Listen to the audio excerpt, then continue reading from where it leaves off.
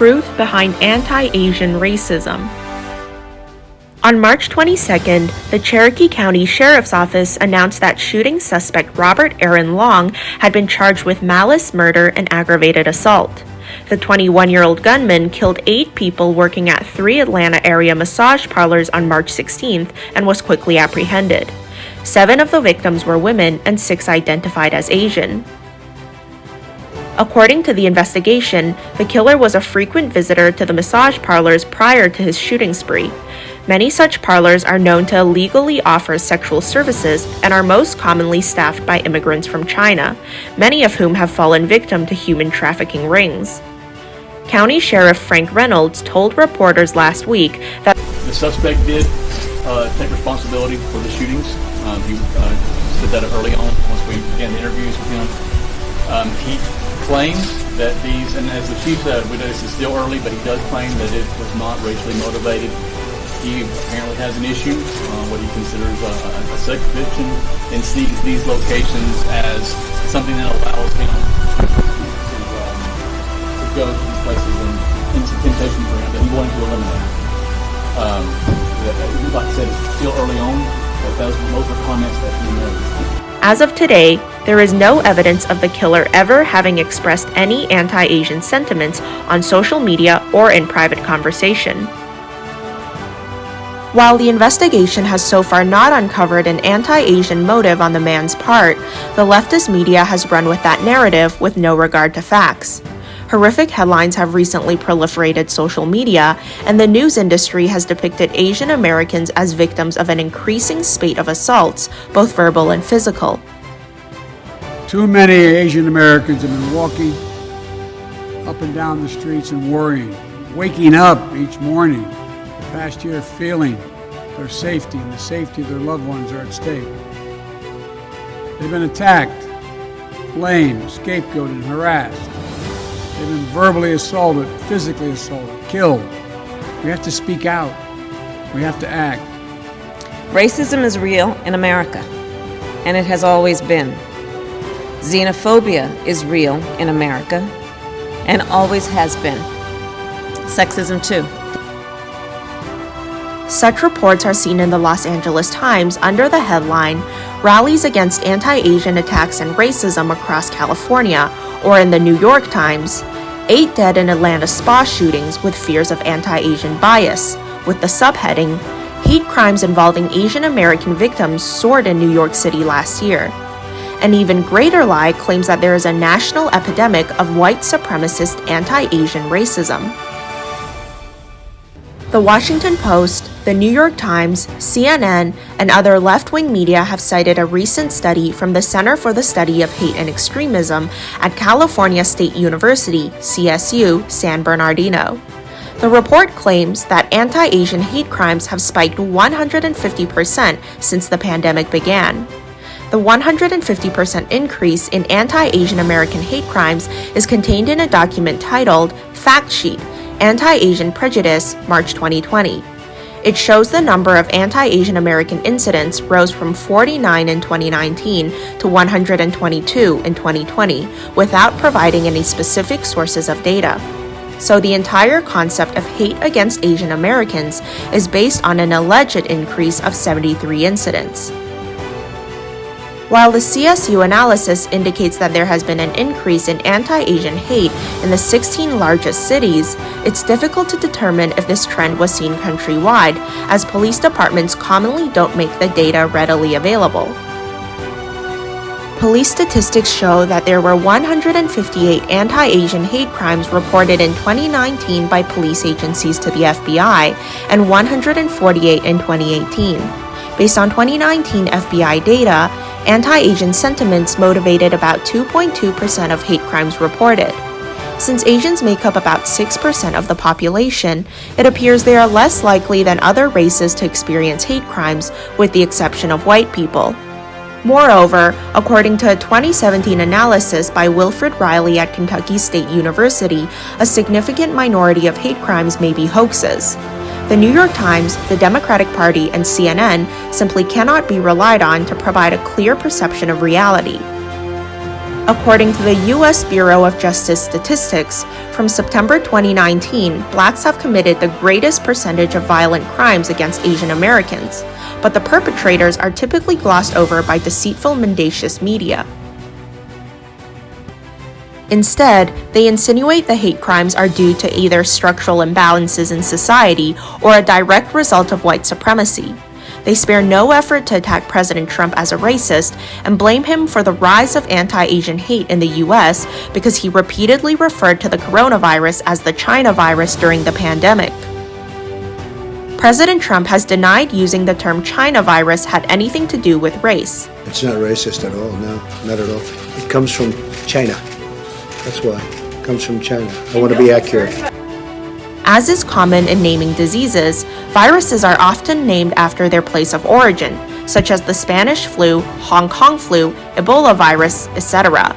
As a matter of fact, many overseas Chinese prefer to call the novel coronavirus the more accurate CCP virus, to reflect the role of the Chinese Communist Party, CCP, in failing to contain the virus's spread to the world. CCP officials knew in early December 2019 that the virus had appeared in Wuhan, but nevertheless sat on the information for 6 weeks as locals and visitors continued to come and go, spreading the virus around the world uninhibited. CCP officials arrested those who tried to warn of the danger, accusing them of spreading rumors, while also employing the communist regime's rigorous censorship to prevent media coverage and delete any mentions of it from social media. Whether government crackdowns on press freedoms in China may have contributed to the expansion of the virus. That last year, at least 48 journalists were arrested and detained by the Chinese government, earning them the title of the world's most repressive regime for press freedom. That's from the Committee to Protect Journalists. In the wake of this crisis, at least 2 Chinese vloggers, Chen Qihou and Fan Bing, who were dedicated to covering the outbreak in Wuhan, have since disappeared. And according to the Financial Times, VPN services allowing locals to circumvent internet censorship are being attacked by the Chinese government. It is worth noting that the CCP has not hesitated in exploiting the recent narrative of anti-Asian racism to push its own propaganda and to further divide the United States. Scholars, human rights activists, and journalists have pointed out that the Chinese regime has weaponized racism by conflating criticisms of the CCP with discrimination against Chinese people.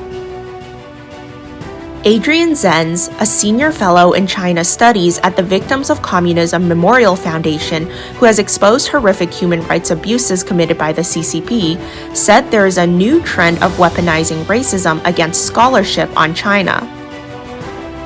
Zenz wrote in a tweet that hawkish CCP-run media, the Global Times, had accused him and Washington Post journalist Josh Rogin of being responsible for anti-Asian racism in the U.S. Both had been critical of the Chinese regime's human rights abuses against Chinese citizens. Well then, is there any real anti-Asian racism in America? Of course there is. The good news is, there is very little ethnic or racial bigotry in the US, even though such bigotry exists in every country as part of the human condition. The bad news is, real systemic racism can be found at least in schools as a direct result of the perpetuation of critical race theory, CRT, where success, hard work, and other conservative values are considered white supremacy or Asians' privilege. CRT activists push for lowering admission standards and the removal of merit-based entrance exams in the educational system. New York City Mayor Bill de Blasio was even promoting an admission process based on race in an attempt to prevent too many Asians from entering elite schools in the city. The systemic discrimination against Asians ranges from the abolition of gifted programs in schools, where Asians make up a larger portion of the student body than their percentage of the population, to universities, where Asians face direct discrimination in admissions as they score high in standard admission tests. On August 13, 2020, the Federal Department of Justice concluded that Yale University illegally discriminates against Asian American and white applicants in undergraduate admissions in violation of Title VI of the 1964 Civil Rights Act. An extensive 2-year investigation found that Asian Americans and whites have only 1/10 the likelihood of admission as African American applicants with comparable academic credentials. Blacks and Hispanics were given extra unearned SAT and admissions points, while Asians and whites had SAT points illegally deducted due to their skin color. Why are some students more successful than others? It's not a racial issue. Rather, it's largely dependent on what kind of family a student grows up in and if the family values hard work. Obviously, a stable family structure is important for a disciplined life and beneficial and helpful to developing an instinct for success and good work ethic. Studies also show that broken families and fatherlessness are directly correlated with lack of academic and career success. In September 2020, President Donald Trump issued an executive order directing agencies of the U.S. government to cancel funding for programs that mention white privilege or critical race theory on the basis that it constituted divisive, un-American propaganda. The president specifically called out the value of meritocracy. A perfect example of critical race theory was recently published by the Smithsonian Institution. This document alleged that concepts such as hard work, rational thinking, and the nuclear family and belief in God were not values that unite all Americans, but were instead aspects of whiteness. This is offensive and outrageous to Americans of every ethnicity, and it's especially harmful to children of minority backgrounds who should be uplifted, not disparaged.